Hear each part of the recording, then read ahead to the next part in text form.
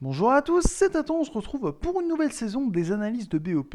En effet, comme depuis 2022, je vais tout au long de cette saison du WEC analyser les BOP publiés par le législateur et tenter de déterminer l'impact des changements de cette dernière sur la hiérarchie. On commence donc avec la première BOP de la saison 2025, celle des 1812 km du Qatar. Et comme l'an dernier, on a un prologue. On va donc pouvoir utiliser les données de ce dernier pour y voir un peu plus clair. Pour cette première analyse de BOP, je ne me concentrerai que sur les hypercars. La présence ou non des LMJT3 dans les futurs dépendra du temps que j'aurai et que je pourrai y consacré. Mais avant d'aller plus loin, je tenais à vous encourager, si vous aimez ce contenu, à vous abonner et à mettre un pouce bleu. Ça aidera pour le référencement de la vidéo et vous serez averti à chaque fois que je sortirai justement ce type d'analyse, puisque j'en ferai donc une pour chaque manche du WEC durant cette saison 2025, avec également d'autres vidéos liées à l'endurance qui sortiront. On commence donc directement avec la table de BOP révélée par les officiels juste avant le prologue. Il y a eu un petit changement d'ailleurs qui a été fait après la première session du prologue. C'est l'Alpine qui a pris 1 kg, la Toyota qui a perdu 1 kg. Et au niveau du power gain, après 250 km/h, il y a eu quelques ajustements, notamment pour tenter d'uniformiser un petit peu les vitesses de pointe des différentes voiture. Mais c'est pas sur ce premier point-là que je voulais que vous vous attardiez, c'est surtout en fait sur le retour de la Dead Docking Time un peu à la version à laquelle il était en 2023, et je vais vous expliquer après pourquoi. Donc la Dead Docking Time, en fait, c'est le temps qu'on va passer en plus amarré à la tour de carburant. En fait, c'est pour compenser les différentes technologies entre les différents types de voitures, puisqu'en effet, on a une seule et même catégorie hypercar, mais dans cette catégorie hypercar, on a trois types de voitures qui concourent. On a les Le Mans hypercar toutes simples, comme la Aston Martin Valkyrie. On a également les LMDH qui, elles, comme l'Alpine, sont des voitures qui sont hybrides, mais sur le train arrière. Donc ces voitures-là auront une seconde en plus à passer au stand. Et enfin, on a les Le Mans hypercar hybrides qui, elles, sont aussi hybrides, mais sont 4 roues motrices, et elles devront passer 1,2 secondes en plus au stand. Donc voilà un petit peu pour l'équilibrage entre les différents types de voitures qui sont dans cette catégorie hypercar. Parlons maintenant du circuit, le terrain de jeu de cette première manche du WEC. En effet, circuit assez atypique puisqu'il s'agit d'un circuit de base de moto. En effet, chose assez rare, on ne passe qu'une seule fois la première sur ce circuit, c'est-à-dire au virage 6. Sinon, c'est un circuit qui est globalement assez rapide, assez sinueux. Et la seule véritable, si je peux dire ainsi, opportunité de dépassement, c'est le virage 1. Sinon, pour le reste, il va falloir compter sur le trafic pour se créer ces opportunités. C'est l'un des circuits où la gestion du trafic a le plus d'importance de ce fait-là. Donc ça va être quelque chose d'assez intéressant à suivre. Et enfin, dernier point qui va avoir son importance un peu plus tard. Vous voyez l'endroit où est placée la ligne de départ-arrivée. Et bien, c'est précisément à cet endroit-là que on passe en fait au-dessus des 250 km/h. Donc après, on a donc l'effet donc justement de cette BOP à deux étages, où donc là on a soit l'augmentation ou la réduction de puissance qui prend effet. Alors maintenant, si on regarde comparé à ce qu'il s'est, enfin à comparer à la BOP de l'an dernier, voyons un petit peu ce que ça donne. Niveau masse, on peut voir des choses clairement assez nettes. C'est tout simplement le fait que quasiment tous les constructeurs ont perdu. Alors c'est vrai, déjà je le précise, mais du coup pour cette BOP, je n'ai pas mis les chiffres pour la Peugeot, même si elle était l'an dernier, parce qu'en fait c'était le modèle sans aileron arrière, donc c'est pas la même version de la voiture, donc c'est pas le même comportement, etc. Donc je n'ai pas trouvé intéressant de mettre les données, parce qu'on n'a pas une véritable corrélation. Donc voilà pourquoi est-ce qu'il n'y a aucune donnée pour la Peugeot, même si elle a fait la course, mais ce n'était pas la même version de la voiture. Voilà pour ce petit point-là clos.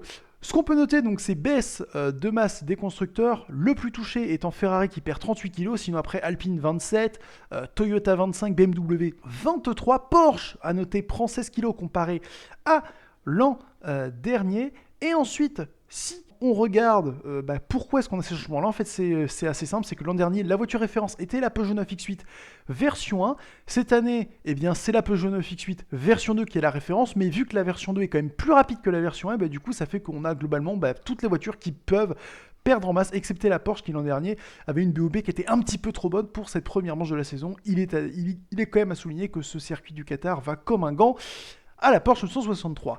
Niveau puissance, et bien là, qu'est-ce que ça donne? Là aussi, on a des choses assez intéressantes à souligner. Alors, moins, certes, c'est notamment le fait que Toyota a une baisse significative comparée à l'an dernier, donc de 7 kW en moins. On a également des petites augmentations comparées à l'an dernier, Cadillac et Porsche, respectivement 4 et 3 kW, mais ça, comparé au reste, c'est pas des gros changements. Le reste, justement, c'est la puissance après 250 km/h.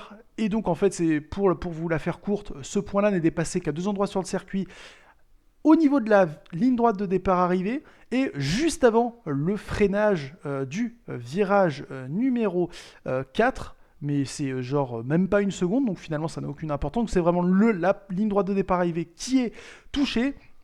Donc ça va directement impacter la vitesse de pointe. Et là donc, ce qu'on peut voir au niveau des changements, c'est que Alpine est pas mal touché, en fait globalement comme ça a été le cas sur toute la fin de la saison dernière. Donc à ce niveau-là, ça reste dans la tendance. Donc Alpine qui donc aura un petit peu de mal au niveau de la VMAX, ou en tout cas est bien freiné. À l'inverse, dans les autres choses que je tenais à souligner, c'est notamment le bon gros boost que prend la Porsche, 8 kW en plus pour la ligne droite de départ arrivée, donc pour schématiser la chose, et également Toyota et Cadillac qui eux font tout simplement passer à pleine puissance après la phase d'accélération. Donc là aussi, ça va les aider à atteindre une bonne vitesse de pointe, ce pourquoi Cadillac notamment avait un petit peu de mal l'an dernier. On va donc maintenant justement, en parlant de l'an dernier, aller voir quel était le rythme des uns et des autres l'an dernier, essayer de se figurer les changements de BOP, qu'est-ce que ça va donner pour cette année en se basant sur le rythme de l'an dernier. Et donc, qu'est-ce que tout cela donne? Eh bien, c'est assez intéressant puisque l'an dernier, on avait Porsche qui était quand même assez largement devant, Cadillac, Ferrari un peu plus loin, Peugeot du coup est ici présent, mais du coup c'est l'ancien modèle, donc je ne prendrai pas en compte. Toyota était bien plus loin, Alpine et BMW qui arrivaient juste étaient encore plus loin. Et donc, avec les changements de BOP, qu'est-ce que tout cela va donner? Eh bien, voici la hiérarchie à laquelle j'ai abouti, moi personnellement, en essayant donc de faire, notamment pour 10 kg en plus ou en moins égale 3 dixièmes. Pour ce qui est des kilowatts, pareil, essayer de mettre tout cela en musique, notamment au niveau de l'augmentation sur la ligne droite de départ, ça coûtait 1 ou 2 dixièmes en fonction des changements des uns et des autres. Résultat, le voici. Ferrari a théoriquement le meilleur rythme, 3 dixièmes devant Cadillac, et ensuite on a une bataille hyper serrée en fait de la 3e à la 6e place entre Toyota, Alpine, BMW et Porsche. Tout ce bon monde-là se tiendrait en 1 dixième. Donc d'un point de vue théorique, en tout cas, clairement ça marche. Il y a juste donc Ferrari et Cadillac qui seraient un petit peu trop devant, mais ça encore une fois, c'est que d'un point de vue théorique, d'après les calculs que j'ai faits. Maintenant justement, si on va confronter ces données-là au réel, qu'est-ce que ça donne? Eh bien là, c'est assez intéressant puisque si on va voir justement ce qui s'est passé au niveau du prologue, on peut voir déjà qu'on a plusieurs marques qui semblent assez à l'aise. La première, en tout cas, c'est Cadillac qui semble assez en vert. On a également BMW et Ferrari qui ont montré un certain potentiel, donc on verra ce que ça donne. Également, autre chose que je tenais à souligner, c'est en fait le fait que Cadillac est assez à l'aise sur les secteurs 1 et 2. Vraiment, c'est quelque chose qui ressort parce qu'on a également ici la 38 qui a fait de bon temps, mais également la 12 qui s'est montrée assez compétitive sur ce secteur-là. Donc, je tenais à le souligner. Et sinon, hormis cela, ce que je voulais dire, c'est que pour le reste du peloton, je pense qu'on n'a pas encore montré toutes ces cartes. Je pense notamment à Porsche et bien sûr à Toyota qui ont l'habitude de tranquillement faire leur bout de chemin avant d'arriver au rythme qu'ils visaient plutôt au niveau de la course. Maintenant, si on regarde au niveau des nouveaux venus, c'est-à-dire l'Aston Martin Valkyrie, bien ce qu'on peut voir, c'est que sur la dernière session du prologue, c'est vrai, je ne l'ai pas précisé, mais c'était sur la 4e et dernière session du prologue, celle qui était en tout cas en corrélation avec les horaires de la course, donc c'est pour ça que j'ai choisi cette session-là. Et donc, ce qu'on peut souligner, c'est donc qu'Aston Martin, finalement, sur le temps pur, n'est entre guillemets qu'à 2 secondes, ça reste assez bien pour une voiture qui débute juste, c'est la première course, les premiers kilomètres qu'elle fait en conditions de course, donc franchement ça reste largement acceptable. Ils vont monter en gamme de toute façon au fur et à mesure du week-end, donc à ce niveau-là ils vont se rapprocher petit à petit. Si on compare maintenant aux données de l'an dernier, déjà ce qu'on peut voir c'est que alors que l'an dernier c'était donc Porsche qui était en verve sur les secteurs 1 et 2 comme Cadillac, là pour le coup ça s'est bien inversé puisque Porsche a un petit peu rétrogradé. Et surtout, moi ce que je tenais sinon à souligner hormis cela, c'est qu'également on a une piste qui a globalement progressé d'1,5 seconde. On a eu un resurfaçage, on le sait, donc c'est pas surprenant à ce niveau-là. Donc on a également cette base-là qui explique les écarts.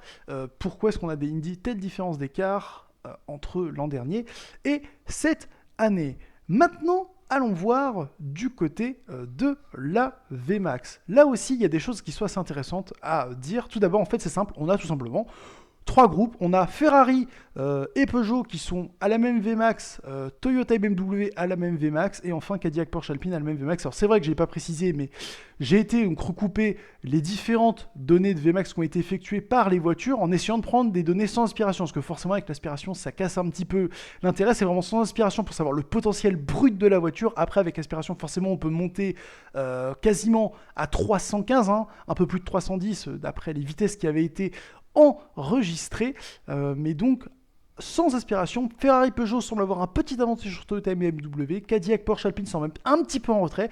Et Aston Martin semble être un petit peu plus loin. Alors peut-être qu'Aston Martin, ils n'ont pas non plus fait tourner le moteur à fond. On verra ça de toute façon dans les prochaines sessions. Voilà donc pour ce qui est de la vitesse de pointe pour le prologue 2025. Donc mine de rien, vitesse de pointe qui sont relativement assez proches. Entre la plus basse et la plus haute, on est sur à peine plus de 2,5 km/h, en l'occurrence 2,6, donc cela va, c'est assez correct. Maintenant, regardons et finissons sur les données qui ont le plus d'intérêt selon moi. En fait, c'est la moyenne sur les longs relais. Et là, pour le coup, on a des données qui sont assez intéressantes, qui vont en l'occurrence plutôt dans le sens des hypothèses que j'ai fait moi un petit peu plus tôt, c'est-à-dire que Ferrari semble avoir la meilleure voiture pour cette course. En effet, sur les rythmes en long relais, encore une fois, on est sur la session 4, la session qui avait donc le placement idéal par rapport à la course, donc on avait vraiment une idée des forces des uns et des autres, même si on a qui n'ont pas tout montré, on va y revenir juste après. Et donc Ferrari est un petit peu devant, en l'occurrence 2 dixièmes devant Alpine qui est à la deuxième position, mais par contre entre Alpine et Peugeot, là pour le coup on a 2 dixièmes, mais dans ces 2 dixièmes on retrouve Alpine, Cadillac, Porsche et donc Peugeot. Pour ce qui est de Toyota et BMW, j'ai l'impression qu'on n'a pas montré tout ce qu'on avait en potentiel, donc on verra, de toute façon on aura très vite la réponse au moment de la course, savoir où sont les uns et les autres.